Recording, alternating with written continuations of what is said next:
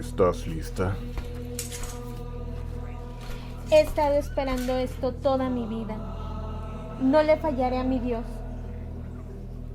La luz te ha otorgado muchas promesas. Guarda tus juramentos. Sé leal a los tuyos y jamás niegues la verdad. Recuerda que tu espada callará a los impuros.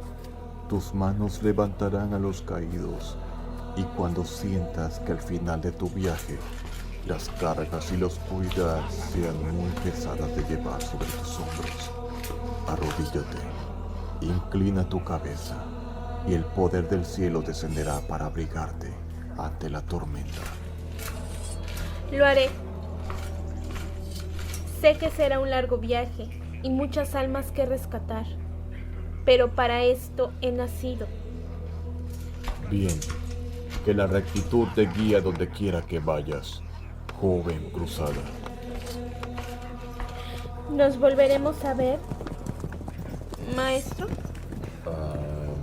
Sí, sí.